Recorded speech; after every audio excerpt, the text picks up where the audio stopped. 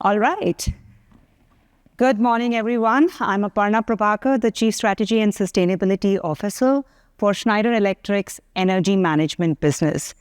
And I'm truly excited to be here. Now, I do realize that we are the last panel of the day, and there's something wonderful about being the bookend. You get to discuss a really important topic here, and that's what I love about this. Now, before we dive right in, I did want to spend a minute on the genesis of this topic. And this conversation actually began on May 1st, earlier this year. Schneider Electric did a symposium on innovation in the era of AI. And what we did was we brought the operational leaders across the industry together: data center, energy, mining, finance. And one thing which happened and which was very, very clear throughout in this conversation was that we cannot do this sitting in our silos. And that is why this conversation becomes extremely important. We over here have a wonderful panel which comes from different industries, different walks of lives. And for us to really push the needle on decarbonization, sitting in silos is not possible. And at Schneider Electric, we do believe, and I love this is what I love about my job, honestly, is that we do believe that when you think about the digitization, it's a systemic thing. When you think about decarbonization, it's about how you link one thing to another, to a third thing. And it starts not at what we sell, but right from raw materials all the way to the megawatts which are being put up by hyperscalers. And that is the conversation we are going to have in this panel. And with that, I'm actually excited to have my panel actually introduce themselves. So we'll start with Andy. Sure, thank you. Andy Bullins, Director of Business Development at Nucor. For those that know Nucor, you're probably thinking that we are a steel company, and we are. But what you may not know is that 40% of our earnings comes from steel products and downstream divisions. So they touch steel, but it's important to understand that we've been through a phase of heavy acquisitions. Two of those being items that touch first utility. So we bought a company that does the monopoles for transmission and distribution on the utility side. And then about 12 or 18 months ago, we purchased a company called SWDP. They make the hack structures that go into the data centers. So we're vertically integrated, and we work very closely with hyperscalers, co-locators on designing those, and having that steel component of that and making that as green as possible is important for us, and it's important for them. So that's the basic of Nucor. But Andy, we're going to spice it up. These guys didn't know that. You have to tell this crew over here a fun fact. It's fun for me. I don't know if it's fun for but I'm pretty mild-mannered, but I love coaching my daughters, basketball and soccer. It's really important to me, raising those girls up, teaching them self-confidence, how to be a good teammate. And one thing about Nucor is we don't call people employees. We're all teammates. And so that kind of carries over into that coaching mentality. And I love doing that. Well, teammate number 2, let's hear. Thank you. Hi, everyone. I'm Miranda Gardner. I'm the Executive Director of the iMasons Climate Accord. I see a number of iMasons or Infrastructure Masons members in the audience. If you are not familiar with us, though, we are a trade association focused on digital infrastructure, so data centers. We were there at that New York event with our governing body, who includes Google, Meta, Microsoft, Schneider Electric, obviously, and Digital Realty. So it was really an exciting place to kind of start this conversation and be part of it. The Climate Accord side of the work is focused on emission reductions in this space, looking at it through the lens of materials, equipment, and power. So we'll probably get into all three of those this afternoon. My fun fact is that my stepson is a huge F1 fan. And so at lunch today, we saw probably his least favorite driver, and I sent him a picture, and he was really amused that unfortunately, I saw Lance Stroll. So if you are an F1 fan, he was sitting there having lunch, and the joke was, oh, getting ready for another 18th place finish. So, well, I'm Angie Garza. I'm the director of supply chain for power and cooling infrastructure at Google. And like, I think every single one of you know, when I was in middle school and they asked me what I wanted to be when I grow up, I did not answer negotiate contracts for data center infrastructure. I was just thrown at it and, still alive. Still, AI is really, really throwing the challenge, but we're still here. And before that, I was at Twitter. Lucky enough, I will use the word lucky. I was there before, during, and after the acquisition, and that was that for now. And that could be a fun fact. Yeah. Oh, yeah. Well, yeah. No. And before that, I was at AWS, and I was there for almost 10 years. The first half of that was managing the global supply chain for servers, racks, and then the second half of it was managing power and cooling globally. My fun fact, and I'll give you two, and it's not the Twitter stories. One is my headshot is early AI. So before you go and judge, AI has come a long way, but my headshot hasn't yet. So what we're going for here is close enough. It's close enough. So let's just keep it at that. And I'm really a fan of just testing what AI can do just to increase productivity in my personal life, but also in our day-to-day workspace, sustainably, 100%. And the second fun fact is that when I was 16, I was a wedding singer, and I was making $200 per weekend, and I thought, I've made it. And I went to tell my parents that I think I'm going to be a wedding singer, and I don't think I'm going to go to college. That was an interesting conversation with my dad, and he just said, I'm just going to ignore all of that, and I'm going to tell you what we're going to do. You're going to graduate, and then you're going to do whatever you want to do. And if it's a wedding singer, I'll support it. And I ended up doing data center infrastructure. And I sing in the shower. Well, Dave, now it's you. And I do know that's not an AI-generated picture, and I do love it. So with that, why don't you introduce yourself? It's funny, as Angie was talking about her picture, I was thinking I do need to get myself on that AI bandwagon and fix up that picture. But so Dave Wildman, I work at Bloomberg. I lead the data centers infrastructure and workplace sustainability team. And the workplace sustainability team is separate from the corporate sustainability office. They do the strategy, the compliance, all of the regulatory, not fun stuff. And my team and we get to do all of the fun stuff. So all of the operations, that enables us to decarbonize as much as we would like to, and to meet all of those commitments that they set for us. I'm based in New York, despite my accent, so I'm that far to be here, but still pretty far. And my fun fact, I guess, and you might see this on my LinkedIn, is that my first job after leaving school, and I left school at 17, my first job was as a washing machine engineer. So I was the guy that would come round because your mum's washing machine wasn't working. I would show up in my leather jacket and a pair of jeans, and she'd be like, oh, who's this? I'm the guy that's come to fix the washing machine. And most of the time I would actually fix it. So that's pretty good. So, when I was saying we come from different worlds, I wasn't kidding. We do come from different worlds. So I want to just begin with the challenge in front of us, right? If you have attended all of the discussions, I think one thing which is very, very clear is that we are in a really fast-moving digital age. But the challenge in collaborating in this fast-moving digital age is that we are also in a very slow-moving, capital-intense energy and material space as well. And that makes it harder. And if we want to really unlock real progress, we need to align on timelines, kind of redefine the success metrics, think things differently, and really cut across these silos.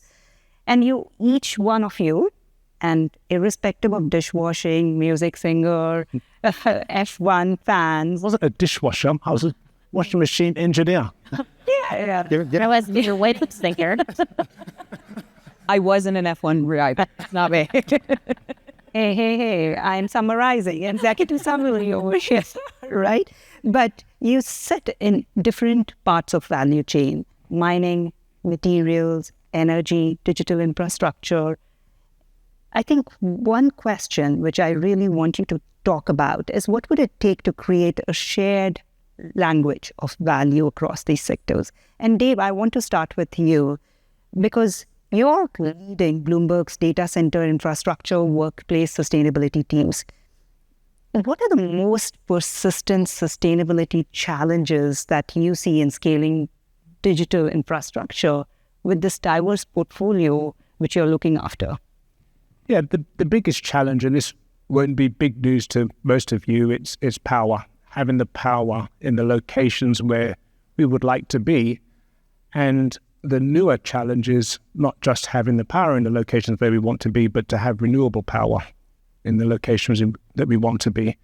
And whilst we accept that it probably isn't going to be renewable power in those locations, it's still a challenge to do or have a look at the full portfolio and understand the full portfolio of renewable options for on-site generation that are actually available to us. So technically, almost anything is possible, but from a regulatory perspective, from a regionality perspective, from a neighborly community perspective, it starts to narrow down real quick. But it takes a long time to draw that circle around the locations where you think you want to be, and then actually finding one that's available and just gets super complicated. So the Climate Accord and iMasons are doing a lot of work to help in this area, and I'm sure Miranda will speak to it too. But that's the biggest challenge for us right now. And since you said Climate Accord, Miranda, I have to ask you to go next. Right. I think when you think about what you're doing, you're actually, I love what you said, because you said technically everything is possible, but we are limited by the externalities. And you're working across different stakeholders. And when you're doing that, tell me about what are the alignment barriers which you see when you're trying to get these things? Let's look at one externality over there. All right, let's get into one of those. Well, fortunately for all the member companies that are part of the iMasons and part of the Climate Accord, they like to think of themselves as competitive collaborators, right? Schneider is there, so is Vertiv, so is Relco. Meta's there, so is Google, so is AWS, so is Microsoft. These are teams and organizations that normally you wouldn't see on stage or working together in a lot of spaces, but they realize these problems are much bigger than them themselves and what they need to do to challenge that. So 2 things have come up this year that have been really strong. Yes, the power conversation is one of them. The secondary piece of that for us has been really the supply chain issue. And I say this because I see someone right in front here, Rose Shaver from Schneider Electric, who really helped us this summer kick off an initiative that we call supply chain decarbonization. And we brought together a room of about 30 professionals or so. Half of them were owner-operators. The other kind of fourth of them were the kind of supply chain providers, and then the AC community, or the kind of front-end delivery. And it was clear the common language was there, that they were frustrated, there was bottlenecks. How do we get through this? I think you teed it up nicely. We're in a fast-moving environment, and yet there are a lot of processes, there are a lot of things that are going on that are just going at different scales that are, generationally an issue that we're going to have to solve. Construction doesn't move at the same pace as us, for example. And so what came out of that was a really clear message that we have the same issues, we need to find the way to move forward. And now they're going into their next step, which is actual putting together language that they're committing to, meaning contractual language, spec language, working together on you name it, really kind of places that they can ask and sort of try to mandate from their supply chain, from their procurement teams, from their CEOs and C-suite and decision makers, ways to make that change both incrementally and large scale once it comes together in full. So, yeah. And what I find incredible, by the way, in 3 weeks, we are going to release our 2030 sustainability targets. And it has taken forever for us to align internally within Schneider what that means. But you're doing it across the ecosystem. That's a huge mandate and a bigger challenge in some ways. Now, speaking of supply chain, I have to come to Angie. And I love how you guys are building off each other, right? And Angie, one of the things is when you think about what you're doing with Google, you're actually orchestrating probably one of the most complex supply chain ecosystems in the world. So what friction, and you're managing suppliers, you're managing partners, you have this complexity. What are the frictions which you see when you do that? So how many hours do I have for the answer? Wait, the clock is ticking. Literally 30 seconds. I'm just kidding. There's quite a bit. So I feel like when you say that Miranda is doing that work across everyone, it's almost like it's an uphill battle, right? The things that I encounter are one, for example, and we can't ignore them, and they are truly frictions and challenges for sustainability goals. One is the maturity levels. You have suppliers that are super advanced and using AI to report their scope 1 to 3 emissions, and then you have partners that are still reporting, if they're lucky, their sustainability in an Excel spreadsheet called, final version 7.excel. So you're dealing with that, and how do you bring them all along? Looking at my files. I took a sneak peek. So you're dealing with all of that different levels of maturity, and you want to bring them all along. And to bring them all along means 100 different things and 100 different strategies. And so that's why I say that Miranda and all of our work is truly a battle. And then the second one is, I will say, just the different standards and the different certifications. For me, one of the biggest challenges getting into this world was like, what is the standard? And the reality is, as much as we want to think and as much as we want and we know that we need a standard like the Climate Accord or in like one single standard, we don't have one. And it's very difficult to drive accountability for each other, responsibility, and just, you can't improve what you don't measure, right? It's the simplest thing ever. And to me, it's like you have a European architect working with an American contractor and a Canadian engineer trying to build a building. I swear someone will convert something wrong, or they're all going to say they're doing great things in terms of their own specific metrics, and it's going to be like a weird-shaped house if we're lucky, right? So that's one big friction. And the other one is it's a very true trade-off between just looking at the upfront cost of sustainability and what the total cost of ownership and the end-to-end overall cost looks like. Because yes, the reality is when you want to drive sustainable materials, modular builds, the cost is going to be greater upfront. But the total life cycle, and no one will disagree that, the total life cycle, it's absolutely makes sense. Not only it's good for our planet, but it absolutely makes financial sense as well. Yes, but the reality also is that integrators and data center providers sometimes are in a very cost-constrained timeline for CapEx upfront. And it's something that we can't ignore, and we have to partner with them to determine, like, how do we get to maybe longer term agreements that allow you to, bite some of that upfront cost while still looking at the end goal of like the overall life cycle is better, right? So those are, I think, some of the most important ones that I can think of. And what's interesting is the challenges which you spoke about are exactly the challenges we tackle in some ways in a smaller scale when we are thinking about our supply chain, but also internally. We have our decarbonization targets, and we have these various organizations which sit underneath these energy management as an example. And we need the same language, we need the same tools, we need to make sure that we are actually at the same metrics. And that's what I think is incredible about what you're doing, Angie, is creating that DNA or backbone so that all your suppliers and partners are speaking together. But Andy, not the last but not the least, I think we move from data centers to what you guys are doing, right? Nucor is at a vantage point and at the intersection of circular steel, materials innovation, and strategic partnerships. So for me, talk a little bit about what does effective collaboration look like? Because between mining, utilities, digital infrastructure, we don't speak about that as much? Sure. I think that it starts with common goals. So, reaching out to our customers, understanding what their goals are, and then helping them understand what our capabilities are and our intentions are as well. So are you partnering with someone that has the capabilities to lower that carbon footprint? And when you compare blast furnace steel versus what we do, which is we're recycling scrap and making steel out of that, that is, 60%, 75% less carbon intensive than blast furnace steel. We don't do a great job of telling that story all the time. And that's one reason why I'm here. And hopefully you can take that back to your folks as well. But that's our intention as well, is to continue to drive that down. And we have the capabilities to do so. We love working with the hyperscalers. We work very closely with them. For the first few years, all of those hacks were stick build.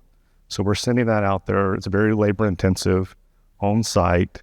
Now we're working with detailers, engineers with a modular solution. So you're bringing that back onto campus, putting that into a really nice package.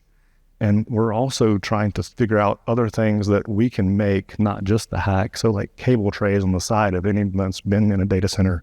Those are things that we'll be able to do in the next year.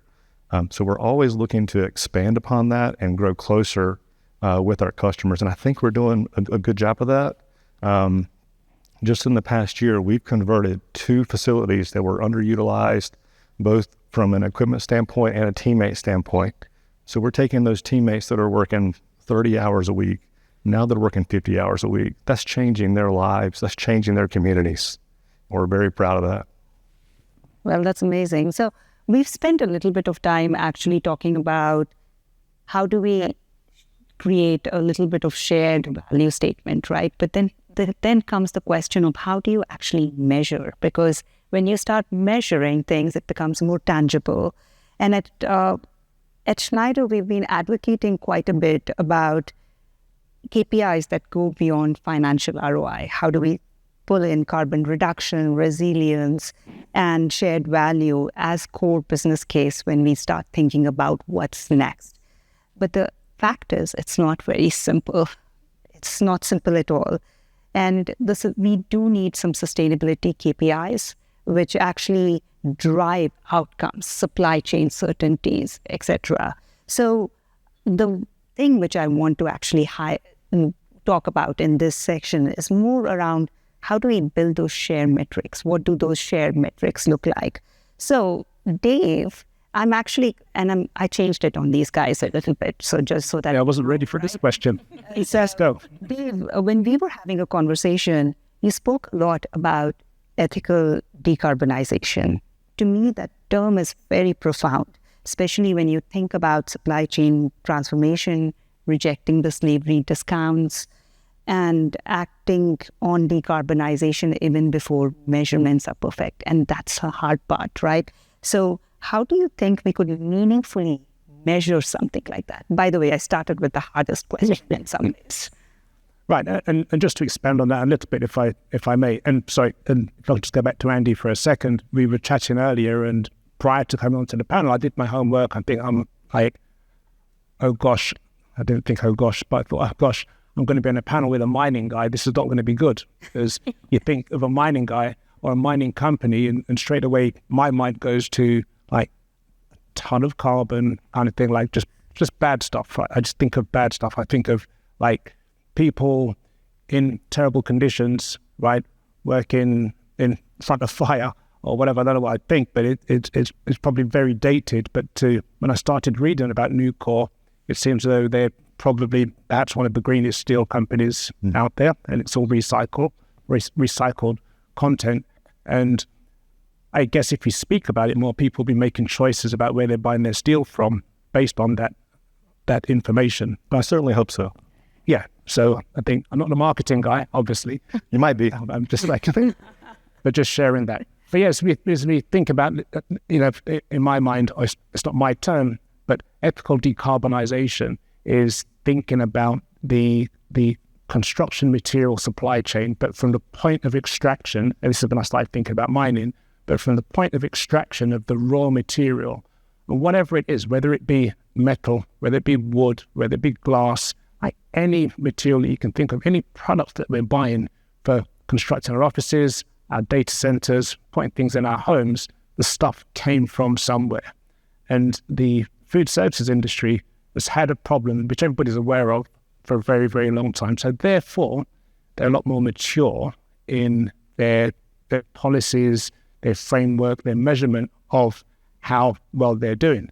Even more so in the textile industry, right? This has been a big problem, the sports industry, etc. We all know those stories, but we don't necessarily know the stories of the really poor conditions. Like, yeah, maybe we're buying FSC certified wood, but do we know how that tree, that beautiful tree that's going to grow back real quick, or it's from a forest which is going to grow back real quick, do we know the conditions of the people that are actually working there? And it has to come a long way between there and here, wherever here may be. So I think a lot of time when people think about modern day slavery in their work or in their construction, you think about your job site in New York, in Las Vegas, wherever it may be, and you think there are no children working here, so I'm good. But if you think a little bit further back and start doing like some research, traceability, which there are plenty of tools with the advent of AI now, which makes that, I'm not saying it's easy, but it makes it more possible that you pick a bunch of materials and commit to tracing where they're from. And then you'd start to make choices on where you're buying from and how far you want to drive the price down, because driving the price down often leads to you taking a slavery discount, which you probably don't want, and your companies don't want it. And I think this is an interesting concept because it may be new here, but it is something which the industry has been embracing elsewhere, right? Like when you look at food chains, etc. Yep. So it's about how do we take the learnings from some other industries and how do we bring it in here as well. But I want to go to some basics because when we were speaking, I thought something which was very fascinating, Andy, was you spoke about how you're creating this low carbon footprint by recycling scrap instead of mining ore. And it's such a simple basic shift, but it creates such a huge impact. And I just want to pause on that. It seems so obvious, but it has such a big impact. And it's something which we should think about actively. Now, with that in mind, you've kind of done that. What is the next thing for, how is Nucor advancing the decarbonization today? And what are the KPIs you guys are thinking about? Sure. And I appreciate that question in the background that you're sharing. We've got to do a better job of educating our customer of the processes that we have versus some of our competitors have.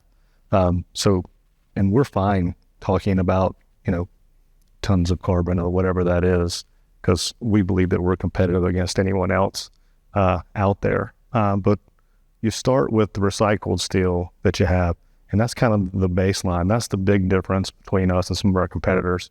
But then you start to layer on things like VPPAs. We've got roughly 400 megawatts of PPAs that are out there, mix of solar and wind. We've partnered on carbon sequestration with our DRI facility down in Louisiana. We're always investing in technologies for raw materials that are more sustainable. And then on the energy front, we've made investments in a company, NewScale, which is publicly traded for small modular reactors. We believe that down the line, that could be a real game changer for us, as they could sit right there on our campus and power our mills. And the last one that we made was a company called Helion that focuses on fusion technology. So we're very active in continuing that path to net zero. That's a long path for us compared to others. But when it comes to steel making, we believe we're as competitive as anybody on the grain front. So I think you're actually saying there is organic and then there is inorganic as you're exploring. And that means that sometimes you're looking for solutions outside of your realm as well and seeing how do you bring that in. And I think that's an important key point for us to reflect on. But Angie, I hate and love Scope 3, by the way, right? When you think about Scope 3, it sits at the heart of what we do. It's such a big challenge. They're the hardest to address. They span the entire ecosystem I'm assuming what you manage at Google, you're seeing exactly where the alignment breaks down. And can you, if you were to introduce one new sustainability KPI, and you can argue about whether it should be new or we should re-emphasize an existing KPI, what would actually move the system? What would it be? Well, let me start with personal analogy. The way she started, by the way, let me start with, and she paused. So let me start with a personal analogy. If as part of my New Year's resolution, I had some goal of running a certain number of miles or dropping a certain number of pounds or reducing the number of shoes or whatever it may be, unless that metric is shared publicly, it is just relying on self-drive. And the drive has not been well on that analogy. We still have more years. One more coming up. But, and going back to the question that you asked is, I will tell you the KPI, but to me, what matters the most is that we align on that KPI and that companies report, every single company reports on that KPI publicly, and we all measure it the same way. And it goes back to shared standards. So I can tell you like, oh, the one KPI that I think is carbon intensity.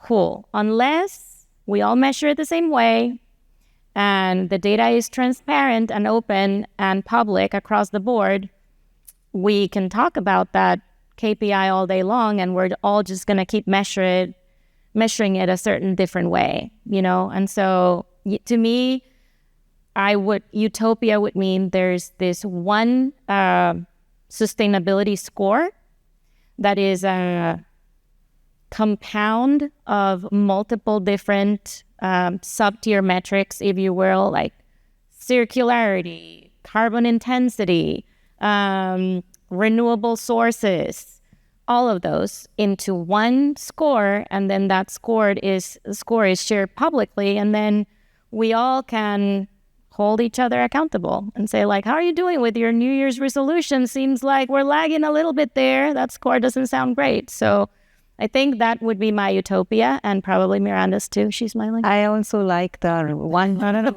I would counter. I will have to say I'm a Lord of the Rings fan, a huge fan. So one ring to rule them all works really well in my books. But let me poke at this for all of you. And this is off the script, so let's do this a little bit. When you think about science-based targets, we all have adopted that at some level, but then how you measure that and how you actually drive that is actually different for different people. Sometimes we are all speaking the same language, but you go underneath the hood and we are all talking about slightly different things. That's why when we have these consortiums like Catalyze, Energize, etc., and we're trying to get into that same language, same how do we measure. It's a really, really hard thing to do. How do we do that? Because I would argue we don't need to do that. I agree with a lot of what Angie said, but something that we talk about often in the Climate Accord is, yes, we ultimately need those metrics. But if we go to like, say I'm going to run more miles or I'm going to, drop some pounds, do you really need a scale or to, and I'm a runner, I have a Garmin, to know that I'm out there doing the run or eating healthier or sleeping more to feel better? You kind of inherently, that starts to become part of the ethos. And so while we need that, I would still argue that 80% of the market or so is not even there to talk about carbon in a way, or water savings or energy savings, you name it, in a metric that we can even align yet. I mean, we have a baseline specification we did with Open Compute Project. The sole purpose of that baseline spec is, do you have a carbon number? There's nothing in there. And we got a lot of pushback that we didn't say, wait a second, what is the gold standard of your testing methodology? And our argument was, guess what? We've had a lot of people come in and pilot this, work on this. They don't speak enough of the same language to even put that here. We just need to get them having a conversation first to then go to that next step. And it to be fair, your sustainability professionals are built for this. they know this is a really challenging place to be. They have all the metrics. I think we can lean into those. But it's really, again, in my mind, we need to kind of leave the messiness out there and get everyone just moving kind of in that same direction. I mean, I think that's the start. And then utopia would be when we're all there, then we're all, because the way I see it with my suppliers is like, okay, well, I'm going to come up with this subjective score around sustainability, and I'm going to apply some weight on my competitive bids. And then I'm going to say, okay, well, and therefore you win the bid and it was weighted down a little bit by your sustainability goal. For me, it all feels still a little bit subjective and not enough to really incentivize. And, we are humans. We need incentives. And so absolutely, we need to start the conversation. We need to start measuring, number one, right? We need to just know what our situation is at a company, start with those, increasing that maturity level. But then utopia would be where we're all speaking that same, and where we all know when we see a score, what that score actually means. But yes, it's a long way. What are the tokens per watt per price? I forgot. I shouldn't, because that was in our keynote. But there's a lot of conversation around tokens being the next thing in this world of AI, and you're going to have to embrace it. And there's conversations around, does that become a language for sustainability as well? Because PUE no longer is the metric which we can actually measure with. So there is some conversation to have about that, is what is the next thing. But I have to keep this moving, but I do have to ask Andy, because you've been so nice and quiet. What do you think? We can? No. We actually, just a couple weeks ago, our sustainability leader went down to Brazil to meet with other heads of other steel companies and try to develop some type of common language or KPIs of which we can measure ourselves against. There was a lot of differences in Scope 2 and Scope 3 reporting there. So that's a real struggle for us. But I do think it's important, at least like industry by industry, that there's some sort of common language that you can measure yourself against, because if you don't have that, you don't know if you're progressing down the right path. And as one of the leaders in the steel industry, we view that as our role. And that's why we sent this individual down there to try to lead that effort. And Dave, that's coming. I can't leave you alone. Yeah, I kind of feel the same way that Miranda does. I think sometimes we're pursuing, and I just know what isn't what your intent was, but in pursuing the utopia, we don't start, right? Because we spend our time doing the analysis and getting into the paralysis and then do nothing. But I think having a baseline, if the number is 1, like 12 months from now, I want it to be slightly less than 1. Mm-hmm. I don't need to know what your number is to begin with, right?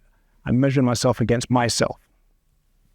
Yes, but you need ambition. A lot of the things around sustainability is that we don't actually know how much we can push the boundary. I understand, yeah. But again, at the expense of doing something, you should set your baseline. Fair enough. Okay, so now... And we can debate PUE later. WE. Oh, I would love to. Anybody wants to debate PUE? I would love to have that debate. We are... UEs. All right. So we will run out of time. And as I suspected, we have about 6 minutes. And I'm going to give you a surprise question, by the way. Because one thing which I always love is, I'm a big believer in one-line insight, right? I actually write down in every talk I attend, every panel I read, or any TED talk I listen to, is one piece of insight that I ponder over, I think about, I twist it in my head, and I think a lot about what does that actually mean.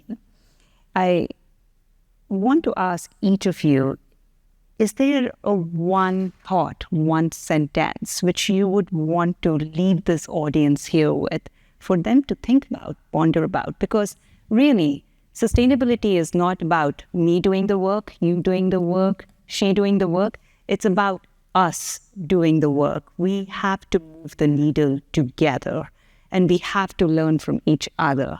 So with that, who wants to go first? They had no idea this was coming, so... I'll go first.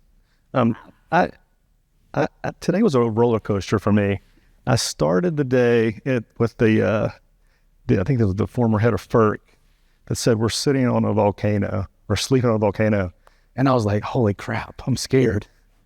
And then I just got out of a session, which is, can we build the grid fast enough?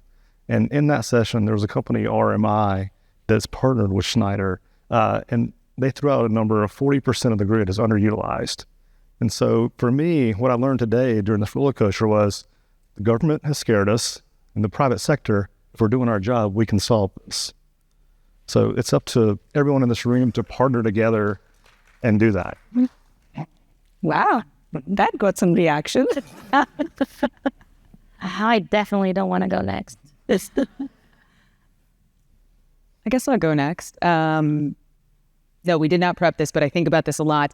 A couple of years ago, probably 5 years ago, I think his name is Dr. Farmer. He was the founder of the NIH, so the National Institute of Health, if I'm getting this right, so don't quote me totally.